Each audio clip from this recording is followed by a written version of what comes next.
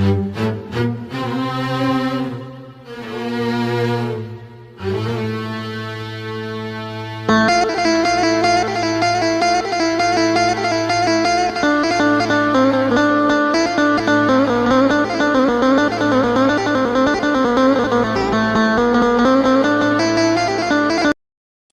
pendeta Yahudi dari Madinah mengajarkan penduduk Yaman agamanya, mereka menolak meninggalkan agama penyembah api. Kemudian atas izin Raja Yaman Tuba'an Asad, penentuan kebenaran ditentukan oleh api yang menyambar pendeta Yahudi, atau tokoh penyembah api. Dan dengan hikmah Allah, api menyambar tokoh penyembah api. Seketika itu juga hampir satu negeri Yaman memeluk agama Yahudi. Dan dalam kisah lain, Fimiyun yang merupakan ahli zuhud, doanya mustajab, dan dianggap juga memiliki karomah, berhasil meyakinkan penduduk Najran untuk memeluk agama Nasrani. Fimiyun terus berdoa kepada Allah untuk menghancurkan Tuhan mereka, yaitu sebuah pohon besar yang dikeramatkan dan dianggap Tuhan. Assalamualaikum warahmatullahi wabarakatuh. Bismillahirrohmanirrohim. Alhamdulillah, Info Sirah Nabawiyah Channel sudah memasuki kisah ke-16, mudah-mudahan memberikan manfaat, dan membantu teman-teman yang ingin belajar tentang Sirah Nabawiyah. Mohon maaf apabila masih banyak kekurangan. Mudah-mudahan kita semua kedepannya dilancarkan segala urusannya oleh Allah Subhanahu wa Ta'ala. Singkat cerita, setelah Raja Yaman Tuba'an Asad meninggal dunia, maka tampuk kekuasaan jatuh kepada anaknya, yaitu Hasan. Para ahli sejarah menceritakan tentang karakter Hasan ini. Orangnya sangat percaya diri. Juga pernah suatu waktu, Hasan ini berkata kepada tokoh-tokoh dan penasehat kerajaan, "Saya ingin menaklukkan dunia."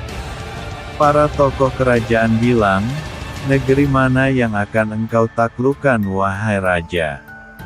Dunia ini sangatlah luas. Negeri mana yang terkuat pada saat ini? Negeri Persia wahai raja. Baiklah, saya akan memulai menyerang Persia." Pada saat itu kerajaan Yaman mungkin kurang lebih hanya 5% dari luas kerajaan Persia. Karena ini perintah raja, maka mau tidak mau harus patuh, meskipun banyak dari tokoh-tokoh kerajaan yang tidak setuju dengan penyerangan terhadap kerajaan Persia, karena bagaimanapun menyerang kerajaan Persia sama dengan misi bunuh diri, kita kalah segalanya. Dan bagaimana cara menghentikan keinginan Raja Hasan ini? Para tokoh kerajaan berdiskusi, hingga akhirnya menemukan ide untuk membunuh Raja Hasan, lewat adiknya yang bernama Amr. Tapi, ada satu orang yang tidak setuju dengan rencana pembunuhan Raja Hasan tersebut.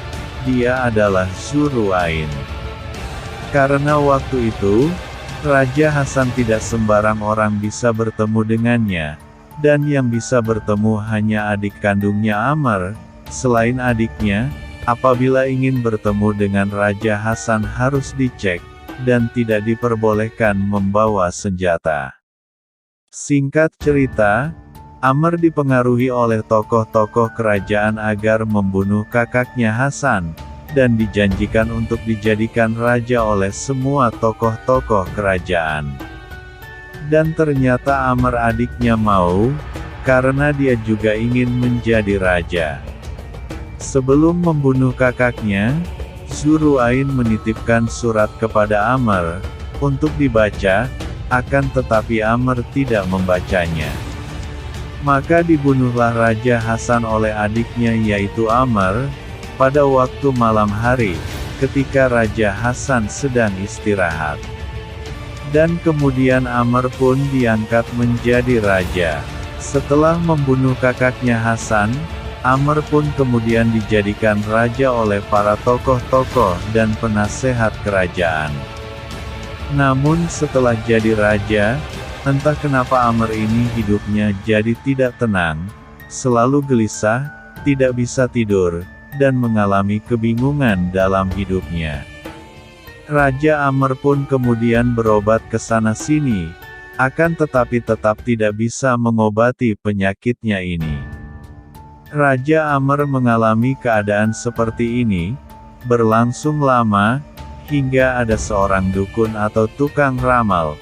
Dia berkata, "Demi Allah tidak ada seorang pun yang membunuh saudaranya atau karibnya secara zalim, seperti yang Anda lakukan terhadap saudaramu itu, kecuali akan sumpek, selalu gelisah, dan hidupnya dilanda kebingungan."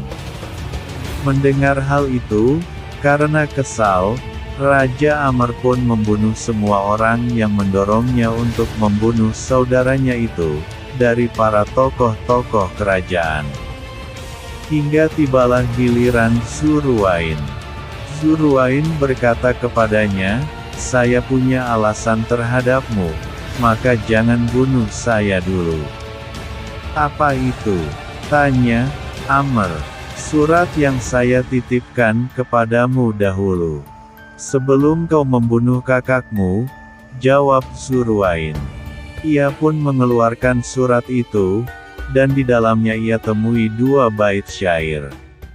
Amr pun melepasnya dan tahulah ia bahwa Dzulruwain ini telah memberi nasihat yang tulus baginya. Berjalannya waktu, Raja Amr pun meninggal dunia dan posisi Raja Yaman yang masih kosong ini menjadi perselisihan di antara anak-anak Rabi'ah bin Nasr. Rabi'ah bin Nasr adalah kakek buyutnya Raja Amr. Pada saat keadaan politik Yaman lagi kacau, yang menyebabkan kekuatan kerajaan menjadi lemah, keadaan ini pun dimanfaatkan oleh perampok jalanan pimpinan Hunayya Zisanatik, dan menyerang kerajaan Yaman, hingga dia berhasil merebut kerajaan. Hingga akhirnya Hunayya Zisanatik menjadi Raja Yaman.